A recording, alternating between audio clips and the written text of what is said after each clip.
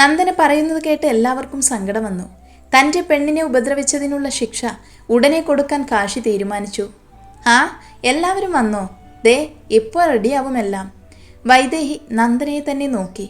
എന്താ അമ്മ ഇങ്ങനെ നോക്കുന്നേ? എൻ്റെ മോളെ എത്ര അനുഭവിച്ചു. കാശി, അവർ രണ്ടു പേർക്കും സമാധാനം കൊടുക്കരുത്. ആ അമ്മ, അവർക്കുള്ള ശിക്ഷ ഞാൻ കൊടുത്തോളാം. മഹി നന്ദനയെ ചേർത്ത് പിടിച്ചു. ഏട്ടൻ ഫ്രഷായിട്ടും വരാം. കാശി മോനെ ഇങ്ങോട്ടിരിക്ക്. എല്ലാവരും ഭക്ഷണം കഴിക്കാനായിട്ടിരുന്നു. നന്നായിട്ടുണ്ട് മോളെ, മഹി പറഞ്ഞു. താങ്ക്സ് ഏട്ടാ. ആ, നാളെയല്ലേ മക്കള് പോകുന്നത്? അതെ അമ്മേ, ഇന്നലെ അമ്മ വിളിച്ചിരുന്നു. പിന്നെ ഓഫീസിൽ കുറച്ച് പെൻഡിങ് ഫയൽസ് നോക്കാനുണ്ട്. അവിടെ എൻ്റെ ഫ്രണ്ട്സാണ് അതൊക്കെ നോക്കുന്നത്, നന്ദന പറഞ്ഞു. എല്ലാവരും ഫുഡ് കഴിച്ച് ഗുഡ് നൈറ്റ് പറഞ്ഞ് അവരവരുടെ റൂമിലേക്ക് പോയി. പിറ്റേ ദിവസം വൈദേഹി നന്ദുവിൻ്റെ നെറുകയിൽ ചുംബിച്ചു. മോളെ, ശത്രുക്കളുണ്ട്, അതുകൊണ്ട് സൂക്ഷിച്ചു വേണം. ശ്രദ്ധിച്ചോളാം അമ്മേ. നന്ദന പ്രശാന്തിനെയും നിർമ്മലയെയും കെട്ടിപ്പിടിച്ചു. പോയിട്ട് വരാം അമ്മേ. മഹിയേട്ടാ, പോയി വരാം. പോയി വാ മോളെ. നന്ദനയുടെ കവിളിൽ തലോടിക്കൊണ്ട് മഹി കാശിയുടെ അടുത്തേക്ക് നടന്നുകൊണ്ടുപോയി. ഡാ, കുറച്ച് ദിവസം മാത്രമേ ഞാൻ എൻ്റെ നന്ദുമോളടുത്ത് കഴിഞ്ഞിട്ടുള്ളൂ. പക്ഷേ മോളോട് കൂടുതൽ ഇടപഴകുമ്പോൾ എന്തോ എൻ്റെ ആരൊക്കെ പോലെ തോന്നി. സ്നേഹമോളെ പോലെ തന്നെയാണ് എനിക്ക് നന്ദുമോളും. എൻ്റെ മോളെ നീ വേണം നോക്കാൻ, മഹി പറഞ്ഞു. അതിന് മറുപടിയായി കാശി പുഞ്ചിരിയോടെ മഹിക്ക് വാക്കുകൊടുത്തു. ഒരു വട്ടം കൂടി എല്ലാവരോടും ഒന്ന് നോക്കി യാത്ര പറഞ്ഞ ശേഷം നന്ദന കാറിൽ കയറിയിരുന്നു. യാത്രയിൽ ഇടയ്ക്കിടയ്ക്ക് കാശി നന്ദുവിനെ തന്നെ നോക്കി. അതെ, എന്നെ നോക്കാതെ നേരെ കാർ ഓടിക്ക്. നന്ദന കാശിയുടെ തോളിൽ ചാഞ്ഞു കിടന്നു. രാത്രി 9 മണിക്കാണ് അവർ നന്ദനത്തിലെത്തിയതും കാശിയെയും നന്ദുവിനെയും കണ്ടതും എല്ലാവരും ചേർന്ന് വാരിപ്പുണർന്നു. നന്ദുസേ. സാന്ദ്രയും മീരയും നന്ദനയുടെ കവിളിൽ ചുംബിച്ചു. മക്കളെ, അവരിപ്പോൾ വന്നിട്ടല്ലേ ഉള്ളൂ, അവർ കുറച്ച് വിശ്രമിക്കട്ടെ, അലീന പറഞ്ഞു. ആ, നിനക്കൊരു അതിഥി കൂടിയുണ്ട്, മീര പറഞ്ഞു കേട്ട് നന്ദന ആരാണെന്ന് ചോദിച്ചു.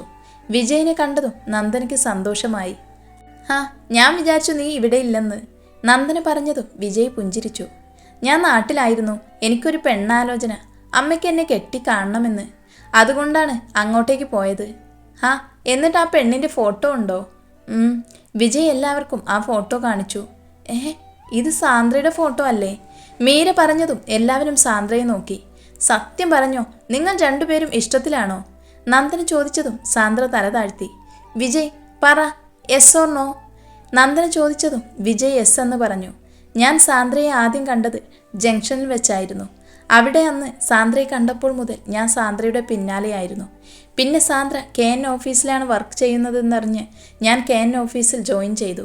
വിജയുടെ തുറന്നു പറച്ചിൽ ഇപ്പോൾ ഞെട്ടിയത് സാന്ദ്രയാണ്. കാശേട്ടനറിയോ ഈ കാര്യം? നന്ദന ചോദിച്ചു. ആ, എങ്ങനെ? വീണ്ടും നന്ദന പറഞ്ഞു. കാരണം നിങ്ങളെല്ലാവരും ഫ്രണ്ട്സ് ആവുന്നതിന് മുന്നേ ദേ ഇവൻ എൻ്റെ ഫ്രണ്ടായിരുന്നു. ഞെട്ടി, എല്ലാവരും ഞെട്ടി. അപ്പോൾ വിജയ് കാശിയേട്ടൻ്റെ? ഒന്ന് തെളിച്ചു പറ. അങ്ങനെ കാശി പറഞ്ഞു വിജയും കാശിയും കണ്ടുമുട്ടിയത്. ഡാ, ദേ നോക്ക്, ഒരു ചെറുക്കൻ വരുന്നുണ്ട്. കാശി ജീപ്പിൽ നിന്നിറങ്ങി. ഹലോ, ഒന്നവിടെ നിന്നേ. എന്താ തൻ്റെ പേര്? വിജയ്. ഓ, വണക്കം അണ്ണ. സിനിമാ നടൻ ദളപതി വിജയ് ആണോ? കാശിയുടെ ഫ്രണ്ട് അജ്മൽ ചോദിച്ചു. അല്ല, വിജയ് മാധവൻ. ഈ വിജയ് മാധവൻ്റെ സെക്ഷൻ ഏതാ? ഫസ്റ്റ് ഇയർ MBA ആണ്. ബിസിനസ്മാൻ ആവാനാണോ ഇഷ്ടം? അച്ഛൻ ബിസിനസ്മാനാണ്. അതിന് ഞങ്ങൾ അച്ഛൻ്റെ കാര്യം ചോദിച്ചോ? ഇല്ല, ഞങ്ങൾ ചോദിച്ചാൽ മാത്രം പറഞ്ഞാൽ മതി. അപ്പോഴേക്കും ബെല്ലടിച്ചു. പൊയ്ക്കോ. ആ പിന്നെ അങ്ങോട്ടല്ല, ദാ ഇങ്ങോട്ട്. ഫസ്റ്റ് ഇയർകാർക്ക് ഞങ്ങളുടെ വക ഒരു ട്രീറ്റ് ഉണ്ട്, അങ്ങോട്ടേക്ക് ചെല്ല്. വിജയ് പോയതും അജ്മൽ ഗേറ്റിൻ്റെ ഭാഗത്തേക്ക് നോക്കി. ഹോ, ഒരു മൊഞ്ചത്തി. അജ്മലിൻ്റെ കാട്ടിക്കൂട്ടൽ കണ്ട് കാശി പേടിച്ച് നടന്നു വരുന്ന ആയിഷയെ നോക്കി. എന്താടാ, നിനക്ക് പിടിച്ചോ? ആര് പിടിച്ചു? ഞാനൊന്നും പിടിച്ചില്ല. ദേ കാശി, അനാവശ്യം പറയല്ലേ. നിന്നോട് പടച്ചോൻ പോലും പൊറുക്കൂല. അതല്ല ബുദ്ധൂസേ, ദേ ആ വരുന്ന പെണ്ണിനെ ഇഷ്ടായോ എന്ന്. അജ്മൽ ആയിഷയെ ഒരു നിമിഷം നോക്കി നിന്നു. സുറുമ എഴുതിയ ഉണ്ടക്കണ്ണ്, കുഞ്ഞു മൂക്ക്, അവളുടെ നാസികയുടെ തുമ്പിൽ തെളിഞ്ഞു കാണുന്ന ചുവന്ന കല്ല് പതിപ്പിച്ച മൂക്കുത്തി, കട്ടിപ്പുരികം, മുടിയിഴകൾ പാറിക്കളിക്കുന്നുണ്ട്, ചുവന്ന റോസാപ്പൂ പോലുള്ള അതരങ്ങൾ. ഡാ, സ്കാൻ ചെയ്ത് കഴിഞ്ഞെങ്കിൽ വാ, ഓഡിറ്റോറിയത്തിലേക്ക് പോവാം. കാശി തട്ടി വിളിച്ചപ്പോഴാണ് അജ്മൽ സ്വബോധത്തിലേക്ക് വന്നത്. എന്താ? അവളെവിടെ? അവൾ ദേ പോകുന്നു, നീ വാ. അങ്ങനെ അവർ ഓഡിറ്റോറിയത്തിലേക്ക് പോയി. ഫസ്റ്റ് ഇയർ കുട്ടികളെല്ലാവരും ഓഡിറ്റോറിയത്തിൽ ഹാജരായിരുന്നു. ആണുങ്ങൾ പിന്നെ അവരുടെ കലാപരിപാടി തുടങ്ങി. ഇത്രയും വലിയ പരിപാടി എന്തെന്ന് ചോദിച്ചാൽ പറയാം, വേറൊന്നുമല്ല ചെങ്ങായിമാരെ, വായി നോട്ടം. ആദ്യം ഒരു പ്രാർത്ഥന ഉണ്ടായിരുന്നു. അത് കഴിഞ്ഞ് ഹെഡ് മാസ്റ്റർ ഗോവിന്ദൻ സാറിൻ്റെ ഒരു പ്രസംഗവും ഉപദേശവും. രക്ഷിതാക്കൾ പറഞ്ഞിട്ട് തന്നെ കേൾക്കുന്നില്ല, എന്നിട്ടല്ലേ ഇതൊക്കെ എന്ന എക്സ്പ്രഷനിലായിരുന്നു കുട്ടികളെല്ലാവരും. ഹെഡ് മാസ്റ്ററുടെ പ്രസംഗവും ഉപദേശവും കേട്ട് കുട്ടികളുടെ അവസ്ഥ പറയണ്ടല്ലോ. ഏത് വഴിയാണ് ഓടേണ്ടതെന്ന് നോക്കുകയാണ് പിള്ളേർ. അജ്മൽ ആയിഷയെ തിരയുന്ന തിരക്കിലാണ്. കൊച്ചു ഗള്ളി ഇവിടെ നിൽക്കുവാണോ? അജ്മൽ അങ്ങോട്ടേക്ക് പോയി. കാശിയെ കണ്ടതും നയനയുടെ കണ്ണുകൾ കാശിയിൽ പതിഞ്ഞു. Wow, awesome. Good morning my dear friends. എല്ലാവർക്കും ഈ കോളേജ് ഇഷ്ടമായോ? കാശി ചോദിച്ചതും എല്ലാവരും ആ എന്ന് ഉറക്കെ പറഞ്ഞു. ഓക്കെ, ഞങ്ങൾക്ക് ഇനി ഒരു വർഷമേ ഉള്ളൂ, അതിനാണ് ഈ ഒരു മീറ്റിംഗ്. ഓരോരുത്തർക്കും കാശി ഓരോ ഗെയിം കൊടുത്തു. ആയിഷ കാശിയുടെ അടുത്തേക്ക് വന്നു. മോളൊരു പാട്ട് പാട്. ഞാനോ? ഏട്ടാ, അതിനെനിക്ക് പാടാനറിയില്ല. മോൾക്ക് അറിയുന്ന പാടിക്കോ. ഓക്കെ, ശ്രമിക്കാം. ആയിഷയുടെ പാട്ട് കേട്ട് എല്ലാവരും അതിൽ അലിഞ്ഞു ചേർന്ന് നിൽക്കുവാണ്. അജ്മലും മൂളി. അജ്മൽ മനസ്സിൽ ആയിഷയ്ക്ക് വേണ്ടി പാടിയതാണെങ്കിലും എല്ലാവരും അത് വ്യക്തമായി കേട്ടിരുന്നു. ഏട്ടാ, ആ പാട്ടിൻ്റെ വരികൾ അങ്ങനെയല്ലല്ലോ. ആരാണ് ഏട്ടൻ്റെ മനസ്സിലെ ആ പാട്ടുകാരി? അവൻ ചോദിച്ചതും എല്ലാവരും അത് ഏറ്റെടുത്തു. പറ ഏട്ടാ, ഏതാ പാട്ടുകാരി? എല്ലാം കയ്യിൽ നിന്ന് പോയപ്പോൾ അജ്മൽ ദയനീയമായി കാശിയെ നോക്കി. അജ്മൽ ഒറ്റ പ്രാവശ്യം മാത്രം നോക്കിയതേ അവൻക്ക് ഓർമ്മയുള്ളൂ.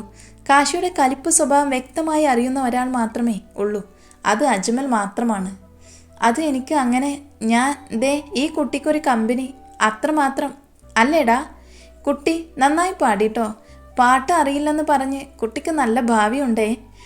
ആയിഷയെ നോക്കി അതുമാത്രം പറഞ്ഞുകൊണ്ട് അജ്മൽ നൈസായിട്ട് മുങ്ങി. ഏട്ടാ, ആ പാട്ടുകാരി ആരാണെന്ന് പറഞ്ഞിട്ട് പോ. അത് നിന്റെ കുഞ്ഞമ്മ പോടച്ചെക്ക. അവൻ്റെ പോക്ക് കണ്ട് കാശി പുഞ്ചിരിച്ചു. ഹോ, നീ ഇത്ര പാടുമെന്ന് എനിക്കറിയില്ലായിരുന്നു. എന്നാലും എൻ്റെ അജു, നിന്നെയൊക്കെ സമ്മതിക്കണം. അല്ല, നിനക്ക് ശരിക്കും അവളോട് ഇഷ്ടമാണോ? ആടാ, ശരിക്കും എനിക്ക് അവളെ ഇഷ്ടമാണ്. ആ, ഇവിടുന്ന് പോകുന്നതിന് മുന്നേ നീ ആയിഷയോട് നിന്റെ ഇഷ്ടം പറ. അങ്ങനെ ഞാനും അജുവും കോളേജ് ഡേ പൊളിച്ചു. അങ്ങനെ ഒരു ദിവസമാണ് വിജയുടെ അച്ഛൻ മരണപ്പെടുന്നത്. ഞങ്ങൾ വിജയിൻ്റെ വീട്ടിലേക്ക് പോയി. വിജയ് ഞങ്ങളെ കണ്ടതും കെട്ടിപ്പിടിച്ച് കരഞ്ഞു. വിജയ് പിന്നീട് ഞങ്ങളുടെ ഫ്രണ്ട്സായി. വിജയ്, നീ എങ്ങോട്ടാണ്? ഏട്ടാ. ഏയ് കാശി, അങ്ങനെ വിളിച്ചാൽ മതി. ഓക്കെ. കാശി, ലൈബ്രറി വരെ ഒരു ബുക്ക് അവിടെ കൊടുക്കാനുണ്ട്. ആ, എന്നാൽ ഞാനും വരാം. ലൈബ്രറിയിൽ ചെന്നപ്പോൾ അവിടെ നയന ഉണ്ടായിരുന്നു. എന്നെ കണ്ടതും നയന എൻ്റെ അടുത്ത് വന്നു നിന്നു. ഹായ് സീനിയർ, ഇവിടെ എന്താ? ഇവിടേക്ക് എന്തിനാ വരുന്നത്? എനിക്ക് ദേഷ്യം വന്നപ്പോൾ നയനോട് ചോദിച്ചു. ഓ, ദേഷ്യം വരുമ്പോൾ സീനിയറിൻ്റെ മുഖം കാണാൻ നല്ല രസമുണ്ട്.